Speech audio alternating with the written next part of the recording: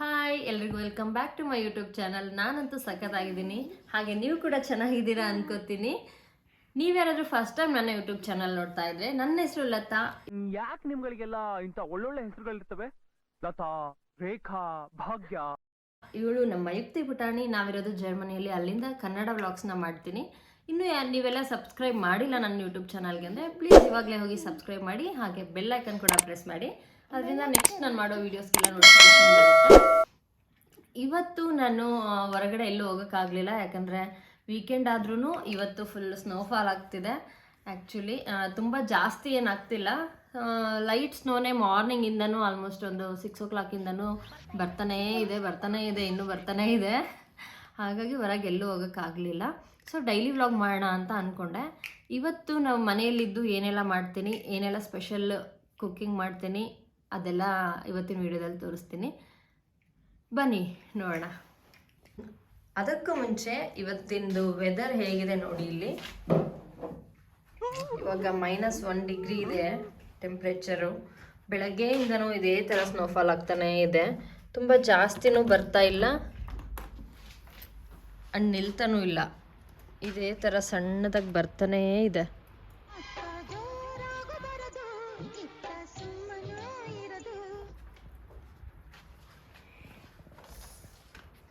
ಬಾ ಒಳಗೆ ಬಾ, ಡೋರ್ ಕ್ಲೋಸ್ ಮಾಡ್ತೀನಿ, ಒಳಗೆ ಬಾ. ಇವತ್ತು ಬೆಳಗ್ಗೆ ಶಾವಿಗೆ ಬಾತ್, ಬ್ರೇಕ್ಫಾಸ್ಟ್ಗೆ ಶಾವಿಗೆ ಬಾತ್ ಮಾಡ್ಕೊಂಡು ತಿಂದ್ವಿ. ಆಮೇಲೆ ಆಲ್ಮೋಸ್ಟ್ ಒಂದು 2-3 ಡೇಸಿಂದ ಮಲ್ಲಿಕಾರ್ಜುನ್ಗೆ ಇಡ್ಲಿ ತಿನ್ನಬೇಕು ಅನಿಸ್ತಿದೆ. ಸೊ ಇವತ್ತು ನಾಳೆ ಇಡ್ಲಿ ಮಾಡೋಣ ಅಂತ ಎಲ್ಲ ನೆನೆಸಿಟ್ಟೆ. ನಾವು ಮಾಡೋದು ಮಿಲ್ಲೆಟ್ಸ್ ಇಡ್ಲಿ. ನಾನು ಯಾವ ಮಿಲ್ಲೆಟ್ ಯೂಸ್ ಮಾಡ್ತಿದ್ದೀನಿ, ಯಾವುದೆಲ್ಲ ಎಷ್ಟು ಕ್ವಾಂಟಿಟಿಯಲ್ಲಿ ನೆನೆಸಿಡ್ತೀನಿ ಅಂತ ತೋರಿಸ್ತೀನಿ, ಬನ್ನಿ. ಇವಾಗ ನಾನು ಮಿಲ್ಲೆಟ್ ಇಡ್ಲಿ ಮಾಡೋದಕ್ಕೆ ನೆನೆಸಿಡ್ತಾ ಇದ್ದೀನಿ. ಮೆಷರ್ಮೆಂಟ್ ಕಪ್ಗಳು 250 ml ಕಪ್ಪು. ಇದು 1 ಕಪ್ ಅಂತ ನಾನು ಇದರಲ್ಲಿ ನೆನೆಸಿಡೋದು. ಎಲ್ಲ ಮೆಷರ್ಮೆಂಟ್ನು ಇದ್ರಲ್ಲಿ ತೊಗೊತೀನಿ.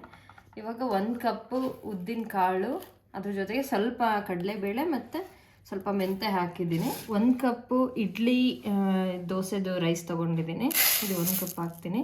ಮಿಲ್ಲೆಟ್ ಇಡ್ಲಿ ಅಂದರೆ ನೀವು ಕಂಪ್ಲೀಟಾಗಿ ಫುಲ್ ಮಿಲ್ಲೆಟ್ಸ್ ಹಾಕ್ಬೋದು, ಇಲ್ಲಾಂದರೆ ಒಂದು ಹಾಫ್ ಕ್ವಾಂಟಿಟಿ ಇದನ್ನು ರೈಸು ಮತ್ತು ಮಿಲ್ಲೆಟ್ಸ್ ಹಾಕ್ಬೋದು.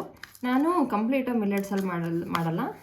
1 ಕಪ್ ರೈಸು ಮತ್ತು 1 ಕಪ್ ಮಿಲ್ಲೆಟ್ ತೊಗೊಂಡು. ಅದರಿಂದ ನಿಮಗೆ ಮಿಲ್ಲೆಟ್ ತಿಂದು ರೂಢಿ ಇದ್ದರೆ ಫುಲ್ ಕಂಪ್ಲೀಟಾಗಿ ಮಿಲ್ಲೆಟ್ದೇ ಮಾಡ್ಬೋದು, ಇಲ್ಲಾಂದರೆ ಈ ಥರ ಮಾಡ್ಕೊಂಡ್ರೂ ಚೆನ್ನಾಗಿರುತ್ತೆ.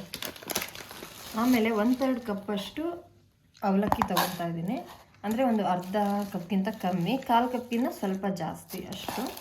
ಇದನ್ನು ಸಪ್ರೇಟಾಗಿ ನೆನೆಸಿಟ್ಕೊಂಡ್ರೆ ಒಳ್ಳೆಯದು, ಇಲ್ಲಾಂದರೆ ಅಕ್ಕಿ ಜೊತೆಗೇನೋ ನೆನೆಸಿಟ್ಕೋಬೋದು. ಇವಾಗ ಎಲ್ಲದನ್ನು ಒಂದು 3 times ವಾಶ್ ಮಾಡಿ ಇಟ್ಕೊಂಡೆ, ಫುಲ್ ಒಂದು ಕ್ಲಿಯರ್ ನೀರು ಬರೋವರೆಗೂ. ತುಂಬ ನೀರು ಹಾಕಬಾರ್ದು, ಇಷ್ಟೇ ಕೈ ಇಟ್ಟರೆ ಸ್ವಲ್ಪ ಒಂದು ಇದ್ರವರೆಗೂ ಬರೋ ಅಷ್ಟು ನೀರು ಹಾಕಿ ಒಂದು 6-7 hours ಮಿನಿಮಮ್ ನೆನೆಸಿಡಬೇಕು. ಯಾಕಂದರೆ ಮಿಲ್ಲೆಟ್ಸ್ ತೊಗೊಂಡಿರೋದ್ರಿಂದ ಮಿಲ್ಲೆಟ್ಸ್ದು ಫುಲ್ ಬೆನಿಫಿಟ್ ಸಿಗಬೇಕು ಅಂದರೆ ಅದನ್ನು ಒಂದು 7 to 8 hours ನೆನೆಸಿ ಆಮೇಲೆ ಅದನ್ನು ನಾವು ಯಾವ ಥರನಾದರೂ ಕುಕ್ ಮಾಡಿಕೊಂಡು ಕನ್ಸ್ಯೂಮ್ ಮಾಡಿದ್ರೆ ಅದರದ್ದು ಫುಲ್ ಬೆನಿಫಿಟ್ ಸಿಗುತ್ತೆ ನಮಗೆ. ಮಿಲ್ಲೆಟ್ಸು ತುಂಬ ಹೆಲ್ದಿ, ಯಾಕೆ ಅಂದರೆ ಫೈಬರ್ ರಿಚ್ ಫುಡ್ಡು. ಹಾಗೆಯೇ particularly brown top millet magnesium, calcium ಮತ್ತು ಫಾಸ್ಫರಸಲ್ಲಿ ರಿಚ್ ಇದು. ಸೊ ಹಂಗಾಗಿ ನಮಗೆ ಹೆಲ್ತ್ಗೆ ಒಳ್ಳೆಯದು. ಹಾಗೆಯೇ ಬ್ಲಡ್ ಶುಗರ್ ಲೆವೆಲ್ನ ಕಮ್ಮಿ ಮಾಡುತ್ತೆ, ಬ್ಯಾಲೆನ್ಸ್ ಮಾಡುತ್ತೆ, ಬ್ಲಡ್ ಪ್ರೆಷರ್ನ ಕಮ್ಮಿ ಮಾಡುತ್ತೆ, ಕೊಲೆಸ್ಟ್ರಾಲ್ ಕಮ್ಮಿ ಮಾಡುತ್ತೆ, ಬ್ಯಾಡ್ ಕೊಲೆಸ್ಟ್ರಾಲ್ನ. ಎಲ್ಲ ಮಿಲ್ಲೆಟ್ಸೂ ತುಂಬ ಹೆಲ್ದಿ. ಒಂದೊಂದು ಮಿಲ್ಲೆಟ್ಸು ಒಂದೊಂದು ಇದರಲ್ಲಿ ಮಿನರಲಲ್ಲಿ ರಿಚ್ ಆಗಿರ್ತವೆ. ಪರ್ಲ್ ಮಿಲ್ಲೆಟ್ ಅಂದರೆ ಸಜ್ಜೆ ಅಂತ ಕರೀತಾರೆ ಕನ್ನಡದಲ್ಲಿ. ಆ ಮಿಲ್ಲೆಟ್ಟು ಐರನ್ ರಿಚ್ ಅದು. ಆಮೇಲೆ ಎಲ್ಲ ಮಿಲ್ಲೆಟ್ಸೂ ಫೈಬರ್ ರಿಚ್ ಫುಡ್ ಆಗಿರೋದ್ರಿಂದ ಕಾನ್ಸ್ಟಿಪೇಷನ್ನು ಈಸ್ ಮಾಡುತ್ತೆ. ಸೊ ನಿಮ್ಮ ಡಯಟಲ್ಲಿ ನೀವು ಯಾರಾದರೂ ಇನ್ನೂ ಮಿಲ್ಲೆಟ್ಸ್ನ ಕನ್ಸ್ಯೂಮ್ ಮಾಡ್ತಿಲ್ಲ ಅಂದರೆ ಇನ್ಮೇಲಿಂದ ಇನ್ಕ್ಲೂಡ್ ಮಾಡ್ಕೊಳ್ಳೋಕ್ಕೆ ಟ್ರೈ ಮಾಡಿ. ಈ ಥರ ಮಾಡಿಕೊಂಡ್ರೆ ಚೆನ್ನಾಗಿ ಇಡ್ಲಿ ದೋಸೆ ಎಲ್ಲನೂ ಚೆನ್ನಾಗಿರುತ್ತೆ ಟೇಸ್ಟು. ಅಂದರೆ ಅದೇನು ಜಾಸ್ತಿ ಸಿಪ್ಪೆ ಥರ ಹಾಗೆಲ್ಲ ಕುಕ್ ಮಾಡ್ಕೊಂಡು ತಿಂದಾಗ ಹೆಂಗೆ ಅನಿಸುತ್ತೋ ಆ ಥರ ಅನಿಸಲ್ಲ. ಇವಾಗ 1 ಗಂಟೆ ಆಗಿದೆ, ಮತ್ತೇನೋ 1 ಗಂಟೆ. ಇದನ್ನು ನಾನೀಗ ನೆನೆಸಿಡ್ತಿದ್ದೀನಿ. ಒಂದು ರಾತ್ರಿ 9-9:30ವರೆಗೂ ನೆನೆಸಿಡ್ತೀನಿ. ಆಮೇಲೆ ಮಿಕ್ಸಿ ಮಾಡೋದು ತೋರಿಸ್ತೀನಿ ಹೇಗೆ ಮಾಡಬೇಕು ಅಂತ. ಇವಾಗ 3:30 ಟೈಮು. ಬೆಳಗ್ಗೆ ಒಂದು 6:30-7 ಗಂಟೆಯಿಂದ ಸ್ಟಾರ್ಟ್ ಆಗಿದ್ದು ಫೈನಲಿ ಇವಾಗ ಸ್ವಲ್ಪ ಕಾಣಿಸ್ತಾ ಇದೆ. ತುಂಬ ಲೈಟಾಗಿ ಆಗ್ತಾನೇ ಇದೆ, ಹಂಗಾಗಿ ಎಲ್ಲಾರು ಬಚ್ಚಲ ಮನೆ ಇದ್ದಂಗೆ ಇರ್ತದೆ. 3:30 ನೋಡಿ ಆಲ್ಮೋಸ್ಟ್ ಆಲ್ರೆಡಿ 6 ಗಂಟೆ ಏನೋ ಅನ್ನೋ ಥರ ಆಗಿದೆ ವೆದರ್. ನಾನು ಹೊರಗಡೆ ಹೋಗಿ ಅದ್ರ ಮೇಲೆಲ್ಲ ಸ್ವಲ್ಪ ಬರ್ದು ಬಂದೆ.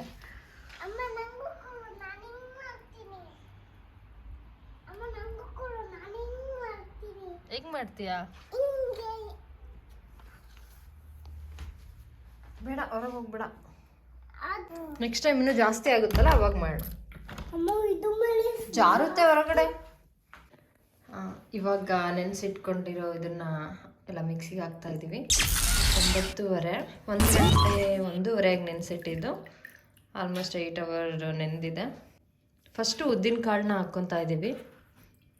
ಉದ್ದಿನ ಕಾಳಿಗೆ ಜಾಸ್ತಿ ನೀರು ಹಾಕ್ಬಾರ್ದು, ಸ್ವಲ್ಪನೇ ನೀರು.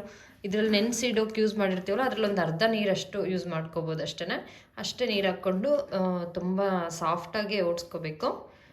ರುಬ್ಬಿ ಕೊಡಪ್ಪ ರಾಜ. ಈಗ ಉದ್ದಿನ ಕಾಳೆಲ್ಲ ಮಿಕ್ಸಿ ಮಾಡಿದ್ದಾಯಿತು. ನೋಡಿ ಇದು ಎಷ್ಟು ತಿಕ್ ಪೇಸ್ಟ್ ಇದೆ ಅಂತ. ತಿಕ್ಕಾಗೂ ಇದೆ, ಆಮೇಲೆ ತುಂಬ ಸ್ಮೂತಾಗೂ ಇದೆ. ಇದಕ್ಕೆ ಜಾಸ್ತಿ ನೀರು ಹಾಕ್ಕೊಂಡು ಓಡಿಸ್ಬಾರ್ದು. ತುಂಬ ತೆಳ್ಳಗಾದರೆ ಹಿಟ್ಟು ಚೆನ್ನಾಗಿ ಬೆಳೆಯೋದಿಲ್ಲ, ಆಮೇಲೆ ಇಡ್ಲಿ ದೋಸೆ ಕೂಡ ಅಷ್ಟು ಚೆನ್ನಾಗಿ ಬರೋದಿಲ್ಲ. ಸೊ ಅದಕ್ಕೆ ಆದಷ್ಟು ಕಮ್ಮಿ ನೀರು ಹಾಕ್ಕೊಂಡೆ ಓಡಿಸ್ಬೇಕು. ಇವಾಗ ಉದ್ದಿನ ಕಾಳೆಲ್ಲ ಹಾಕ್ಕೊಂಡಿದ್ದಾಯಿತು. ಅಕ್ಕಿ ಮತ್ತು ಬ್ರೌನ್ ಟಾಪ್ ಮಿಲ್ಲೆಟ್ ನೆನೆಸಿಟ್ಟಿರೋದನ್ನ ಹಾಕ್ಕೊತಿದ್ದೀವಿ. ಇದಕ್ಕೇನು ಅಷ್ಟು ಕಮ್ಮಿ ನೀರು ಹಾಕ್ಕೊಂಡು ಓಡಿಸ್ಬೇಕಂತೇನಿಲ್ಲ, ಸ್ವಲ್ಪ ನೀರು ಹಾಕ್ಕೊಂಡ್ರೂ ಆಗುತ್ತೆ. ಆದರೆ ಇದಕ್ಕೆ ಏನು ಅಂದರೆ ತುಂಬ ಸ್ಮೂತಾಗಿ ಮಾಡಬಾರ್ದು. ಇದ್ರದ್ದು ಸ್ವಲ್ಪ ತರಿಯಾಗಿರಬೇಕು, ನುಚ್ಚು ಥರ ಕೈ ಸಿಗೋ ಥರನೇ ಮಿಕ್ಸಿ ಮಾಡಬೇಕು. ಇದು ನೀರು ಬಸ್ತಿ ಇಟ್ಕೊಂಡಿದ್ದೀನಿ ನಾನು. ಆಗಲೇ ನೆನೆಸಿಟ್ಟಿರೋ ನೀರನ್ನ ಚೆಲ್ಬಿಟ್ಟು ಮತ್ತೊಂದು ಸರಿ ತೊಳೆದು ಇನ್ನೊಂದು ಸರಿ ನೀರು ಹಾಕ್ಕೊಂಡು ಇಟ್ಕೊಂಡಿರೋದು. ಇವಾಗ ಇದಕ್ಕೆ ಅಕ್ಕಿ ಮತ್ತು ಬ್ರೌನ್ ಟಾಪ್ ಮಿಲ್ಲೆಟ್ ಜೊತೆಗೆ ಅವಲಕ್ಕಿ ನೆನೆಸ್ಕೊಂಡಿದ್ವಲ್ಲ ಅದನ್ನು ಹಾಕ್ಕೊತಾ ಇದ್ದೀನಿ. ನೋಡಿ ಇವಾಗ ಅಕ್ಕಿ ಮಿಲ್ಲೆಟ್ ಎಲ್ಲ ಮಿಕ್ಸಿ ಮಾಡಿದ್ದಾಯಿತು. ಇದು ಸ್ವಲ್ಪ ತೆಳ್ಳಗೆ ಆಯಿತು. ಇದಕ್ಕೆ ನಾನು ಚೂರು ಗಟ್ಟಿಗೆ ಮಾಡ್ಕೊಂಡ್ರೂ ನಡೆಯುತ್ತೆ, ಇಷ್ಟಿದ್ರೂ ಓಕೆನೆ. ನೋಡಿ ಇವಾಗೆಲ್ಲ ಮಿಕ್ಸಿ ಮಾಡಿದ್ದಾಯಿತು. ಇದರಲ್ಲೇ ಉದ್ದಿನ ಕಾಳಿದ್ದು ಇದೆ ಕೆಳಗಡೆ, ಮೇಲ್ಗಡೆ ಇದು ಮಿಲ್ಲೆಟ್ಸು ಮತ್ತು ಅಕ್ಕಿದು. ಇದಕ್ಕೆ ನಾನಿವಾಗ ಉಪ್ಪು ಅಥವಾ ಸೋಡಾ ಏನು ಮಿಕ್ಸ್ ಮಾಡ್ಕೊತಾ ಇಲ್ಲ. ನೀವು ಬೇಕಿದ್ರೆ ಕೈಯಲ್ಲೇ ಕಲಿಸ್ಕೋಬೋದು, ಇಲ್ಲ ಅಂದರೆ ಸ್ಪೂನಲ್ಲಿ ಬೇಕಾದರೂ ಕಲಿಸ್ಕೋಬೋದು. ನನಗೆ ಕೈಯಲ್ಲೇ ಕಂಫರ್ಟ್ ಅನಿಸುತ್ತೆ, ಸೊ ನಾನು ಕೈಯಲ್ಲೇ ಕಲಿಸ್ಕೊತೀನಿ. ಯಾವ ರೀತಿ ಕಲಿಸ್ಬೇಕು ಅಂದರೆ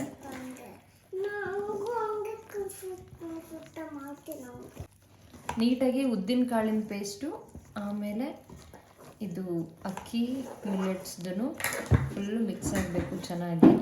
ಫಸ್ಟು ಈ ಥರ ಮಿಕ್ಸ್ ಮಾಡ್ಕೊಂಡ್ಬಿಟ್ಟು ನೀಟಾಗಿ ಮಿಕ್ಸ್ ಆದಮೇಲೆ ಈ ಥರ ರೌಂಡಾಗಿ ಅಟ್ಲೀಸ್ಟ್ ಒಂದು 3 to 5 ಮಿನಿಟ್ಸ್, ಮಿನಿಮಮ್ 3 ಮಿನಿಟ್ಸ್ 5 ಮಿನಿಟ್ಸ್ವರೆಗಾದ್ರೂ ಈ ಥರ ಚೆನ್ನಾಗಿ ಮಿಕ್ಸ್ ಮಾಡಬೇಕು. ನೋಡಿ ಇವಾಗ ಒಂದು 4 ಮಿನಿಟ್ಸ್ ಆಯಿತು ನಾನು ಮಿಕ್ಸ್ ಮಾಡೋಕ್ಕೆ ಶುರು ಮಾಡಿ. ಈ ಥರ ಫ್ಲೋವಿ ಕನ್ಸಿಸ್ಟೆನ್ಸಿ ಇರಬೇಕು. ಈ ಸ್ಟೆಪ್ ಮಾತ್ರ ಮಿಸ್ ಮಾಡಬಾರ್ದು, ಈ ಸ್ಟೆಪ್ ತುಂಬ ಇಂಪಾರ್ಟೆಂಟು, ಮಿಕ್ಸ್ ಮಾಡೋದು. ಇವಾಗ ಇದು ರೆಡಿ ಆಯಿತು. ಇದಕ್ಕೆ ಒಂದು ಪ್ಲೇಟ್ ಮುಚ್ಚಿಬಿಟ್ಟು ನಾನಿವಾಗ ಇದನ್ನು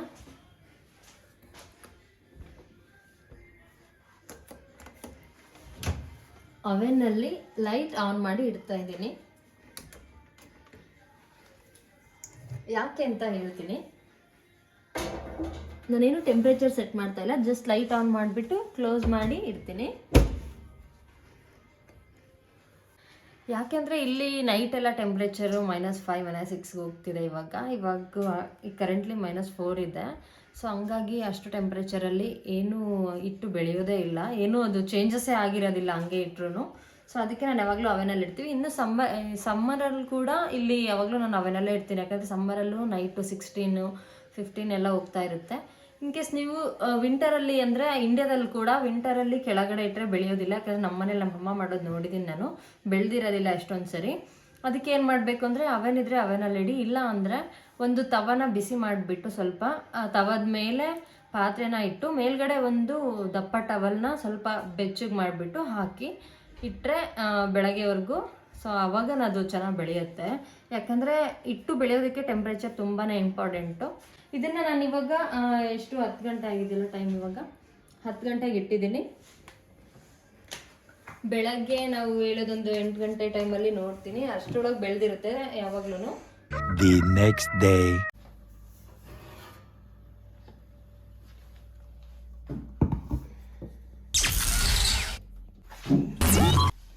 ನೋಡಿ ಇವಾಗ ತೆಗ್ದೆ ಇದನ್ನು.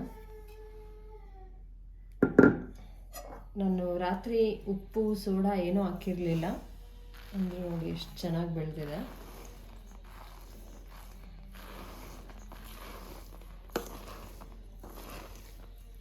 ಇದು ಮಿಲ್ಲೆಟ್ಸ್ ಬ್ಯಾಟರ್ ಆಗಿರೋದ್ರಿಂದ ಕಲರ್ ಈ ಥರ ಇದೆ, ಬ್ರೌನ್ ಟಾಪ್ ಮಿಲ್ಲೆಟ್ಸ್ ಕಲರು. ಬರೀ ಅಕ್ಕಿದಾಗಿದ್ರೆ ವೈಟೇ ಇರುತ್ತೆ.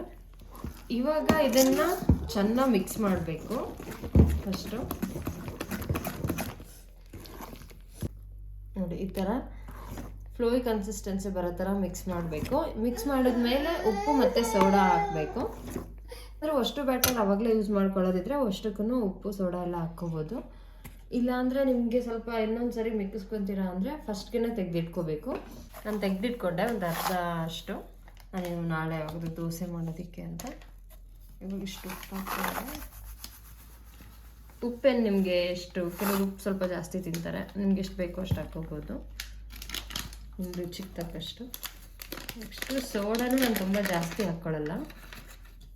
ನೋಡಿ ಇದು 1/8 ಸ್ಪೂನು.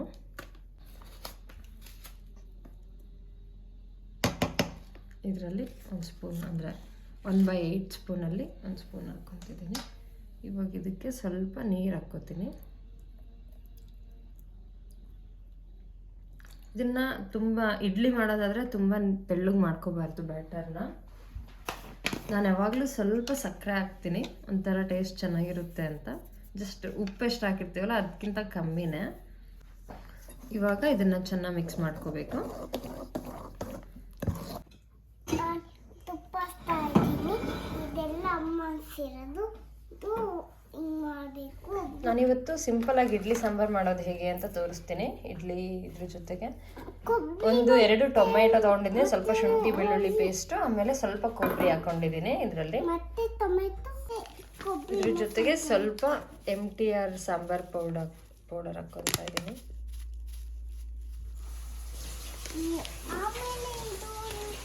ಇದನ್ನ ನೀವು ಮಿಕ್ಸಿ ಮಾಡಲೇಬೇಕಂತ ಇಲ್ಲ. ಟೊಮೆಟೊನ ಹಂಗೆ ಟೊಮೆಟೊ ಜೊತೆಗೆ ಇದನ್ನ ಸ್ವಲ್ಪ MTR ಸಾಂಬಾರ್ ಪುಡಿ ಹಾಕ್ಕೊಂಡು ಸ್ವಲ್ಪ ಕೊಬ್ಬರಿ ಯೂಸ್ ಮಾಡಿದ್ರೆ ಮಾಡ್ಬೋದು, ಇಲ್ಲಾಂದರೆ ಬಿಡ್ಬೋದು. ಈ ಥರ ಕುಟ್ಕೊಂಡು ಮಾಡ್ಬೋದು. ಈಗ ಇದನ್ನು ಮಿಕ್ಸಿಗೆ ಹಾಕೋತಾ ಇದ್ದೀನಿ. ನಾನು ಇಡ್ಲಿ ಸಾಂಬಾರು ಆಗಿರೋದ್ರಿಂದ ಸ್ವಲ್ಪ ಮಿಕ್ಸಿಗೆ ಹಾಕೋತಿದ್ದೀನಿ ಅಷ್ಟೇ. ಇದೇ ಥರ ರಸಮ್ ಮಾಡ್ತೀನಿ, ಅದನ್ನು ಇನ್ನೊಂದು ವೀಡಿಯೋದಲ್ಲಿ ರೆಸಿಪಿ ತೋರಿಸ್ತೀನಿ. ಅದು ತುಂಬಾ ಚೆನ್ನಾಗಿರುತ್ತೆ ರಸಮ್ಮು. ಈಗ ಸಾಸಿವೆ ಜೀರಿಗೆ ಎಲ್ಲ ಹಾಕಿ ಒಗ್ಗರಣೆ ಹಾಕ್ಕೊಂಡಿದ್ದೀನಿ. ಇದಕ್ಕೆ ನಾನು ಸ್ವಲ್ಪ ಸ್ಪಿನಾಚು ತಗೊಂಡಿದ್ದೀನಿ. ಜಾಸ್ತಿ ಟೈಮ್ ತಗೊಳ್ಳಲ್ಲ, ಸ್ಪಿನಾಚು ಬೇಗನೆ ಕುಕ್ ಆಗುತ್ತೆ. ನೋಡಿ ಇವಾಗ ಕುಕ್ ಆಯಿತು. ಇದಕ್ಕೆ ನಾವು ಮಿಕ್ಸಿ ಮಾಡ್ಕೊಂಡಿದ್ದು ಪ್ಯೂರೆನ ಹಾಕ್ಕೋತೀನಿ. ಇದಕ್ಕೆ ಈಗಲೇ ನೀರು ಹಾಕ್ಕೋಬಾರ್ದು, ಸ್ವಲ್ಪ ಇದು ಎಣ್ಣೆಯಲ್ಲೇ ಇದಾಗಬೇಕು, ಸ್ವಲ್ಪ ಹಸಿ ವಾಸನೆ ಹೋಗಬೇಕು. ಆಮೇಲೆ ನಾವು ನೀರು, ಆಮೇಲೆ ಬೇಳೆ ಬೇಯಿಸಿಟ್ಕೊಂಡಿರೋ ನೀರಿದೆ ಅದನ್ನು ಹಾಕ್ಕೋತೀನಿ. ನೋಡಿ ಇದು ಸ್ವಲ್ಪ ಇವಾಗ ಕುಕ್ ಆಗಿದೆ, ಹಸಿ ಟೊಮೆಟೊ ಸ್ಮೆಲ್ಲು ಹೋಗಿದೆ.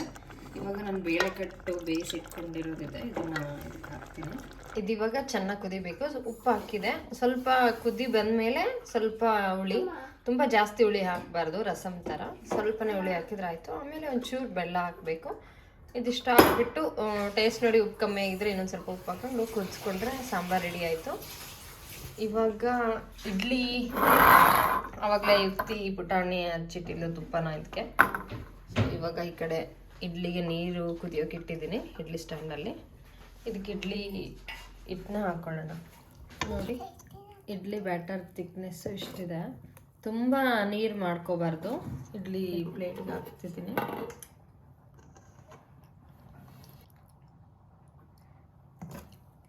ನೀರು ಕುದೀತಾ ಇದೆ ಇಡ್ಲಿ ಸ್ಟ್ಯಾಂಡಲ್ಲಿ. ಇಡ್ಲಿ ಪ್ಲೇಟ್ ಇಡ್ತಾ ಇದ್ದೀನಿ.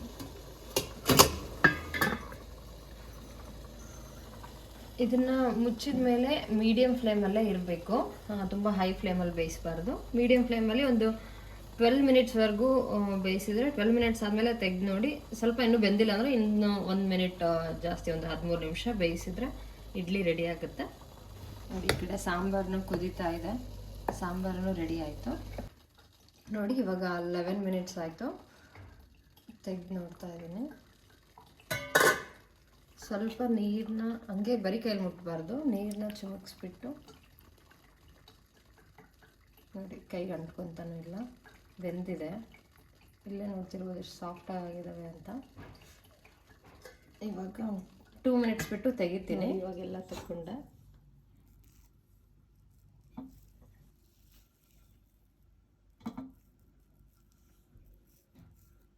ಎಷ್ಟು ಸಾಫ್ಟಾಗಿ ಬಂದಿದ್ದಾವೆ, ತುಂಬ ಚೆನ್ನಾಗಿದ್ದಾವೆ. ಇದು ಅಕ್ಕಿ ಬರೀ ಅಕ್ಕಿದು ಮಾಡಿದರೆ ಇನ್ನೂ ಸಾಫ್ಟಾಗೇ ಬರ್ತವೆ. ಮಿಲ್ಲೆಟ್ಸ್ ಇರೋದ್ರಿಂದ ಎಷ್ಟೇ ಸಾಫ್ಟಾಗಿ ಆಗೋದು, ತಿನ್ನೋಕ್ಕೆ ಟೇಸ್ಟ್ ತುಂಬಾ ಚೆನ್ನಾಗಿರುತ್ತೆ. ನೀವು ಯಾವ ಮಿಲ್ಲೆಟ್ ಬೇಕಾದರೂ ಯೂಸ್ ಮಾಡಿ. ಇವಾಗ ಪ್ಲೇಟಿಗೆ ಹಾಕ್ಕೊಂಡಿದ್ದೀವಿ ಸಾಂಬಾರು, ಚಟ್ನಿ ಮತ್ತು ಇದು ಚಟ್ನಿ ರೆಸಿಪಿ, ಚಟ್ನಿ ಡಿಪಾರ್ಟ್ಮೆಂಟ್ ಮಲ್ಲಿಕಾರ್ಜುನ್ ಅವ್ರದ್ದು. ನಾನು ಯಾವಾಗಲೂ ಚಟ್ನಿ ಮಾಡೋದೇ ಇಲ್ಲ. ಸೊ ನೆಕ್ಸ್ಟ್ ಟೈಮ್ ಯಾವಾಗಾದರೂ ಚಟ್ನಿದು ಒಂದು ರೆಸಿಪಿನ ಹಾಕ್ತೀನಿ. ನನಗೆ ಇನ್ಸ್ಟಾಗ್ರಾಮಲ್ಲಿ ಒಂದಿಬ್ಬರು ಕೇಳಿದರು ಚಟ್ನಿ ರೆಸಿಪಿ ಹೇಳಿ ಅಂತ. ಇದು ನಾರ್ಮಲಾಗಿ ಇಂಡಿಯಾದಲ್ಲಿ ಕರ್ನಾಟಕದಲ್ಲಿ ಮಾಡ್ತೀವಲ್ಲ ಅದೇ ಚಟ್ನಿ, ಕೊಬ್ಬರಿ, ಕಡಲೆ ಅದೆಲ್ಲ ಹಾಕಿ, ಕೊತ್ತಂಬರಿ ಸೊಪ್ಪು ಅದೆಲ್ಲ ಹಾಕಿ ಮಾಡೋ ಚಟ್ನಿನ. ನೋಡಿದ್ರಲ್ಲ, ನಾನು ಡೈಲಿ ವ್ಲಾಗ್ 2 ದಿನದ್ದು ಸೇರಿ ಒಂದೇ ದಿನದಲ್ಲಿ ಮಾಡಿದ್ದೀನಿ ಆ್ಯಕ್ಚುಲಿ. ಯಾಕೆಂದರೆ ನನಗೆ ತುಂಬ ಜನ ಇನ್ಸ್ಟಾದಲ್ಲಿ ನಾನು ದೋಸೆ ಬ್ಯಾಟರ್ದು ಸ್ಟೋರಿ ಹಾಕಿದಾಗ ಕೇಳ್ತಿದ್ರು ಅದು ಚೆನ್ನಾಗಿ ರೈಸ್ ಆಗಿರೋದಕ್ಕೆ ಅದನ್ನು ರೆಸಿಪಿ ತಿಳಿಸ್ಕೊಡಿ ಅಂತ. ಸೊ ಹಂಗಾಗಿ ನಾನು ಇಡ್ಲಿ ದೋಸೆ ಬ್ಯಾಟರ್ದು ಮಾಡೋಣ ಅಂತ ಅಂದ್ಕೊಂಡೆ. ಅದು ಕಂಟಿನ್ಯೂಯೇಷನ್ ಇದ್ರೇ ಚೆನ್ನಾಗಿ ಅಂತೇಳಿ 2 ದಿನದ್ದು ಸೇರಿ ಒಂದೇ ದಿನದಲ್ಲಿ ವ್ಲಾಗ್ನ ಮಾಡಿದ್ದೀನಿ. ತುಂಬ ಟೇಸ್ಟಿ ಆಗಿಬಿಟ್ಟಿದೆ. ತಿಂತಾ ಇದ್ರೆ ಒನ್ ಮೋರ್ ಅನ್ಬೇಕು ನೀವು. ಇನ್ನು ಸ್ವಲ್ಪ ಸಾಂಬಾರು. ಇಡ್ಲಿನೇ ಇಲ್ಲ, ಸಾಂಬಾರು ತಗೊಂಡು ಏನು ಮಾಡ್ತೀಯಾ? ತಿಂತೀನಿ. ಸಾಂಬಾರು ತಿಂತೀಯಾ? ಇಡ್ಲಿ ಆಯ್ತಾ? ಇಡ್ಲಿ ಸಾಂಬಾರು ತಿಂತೀನಿ. ಹೋಪ್ ಈ ವಿಡಿಯೋ ನಿಮಗೆಲ್ಲ ಇಷ್ಟ ಆಗಿದೆ ಅನ್ಕೋತೀನಿ. ಇಷ್ಟ ಆಗಿದ್ರೆ ಲೈಕ್ ಮಾಡಿ, ಶೇರ್ ಮಾಡಿ, ಕಾಮೆಂಟ್ ಮಾಡಿ. ಹಾಗೆ ಇನ್ನೂ ಯಾರೆಲ್ಲ ನನ್ನ ಯೂಟ್ಯೂಬ್ ಚಾನಲ್ಗೆ ಸಬ್ಸ್ಕ್ರೈಬ್ ಮಾಡಿಲ್ಲ, ಪ್ಲೀಸ್ ಇವಾಗಲೇ ಹೋಗಿ ಸಬ್ಸ್ಕ್ರೈಬ್ ಮಾಡಿ. Thank you for watching.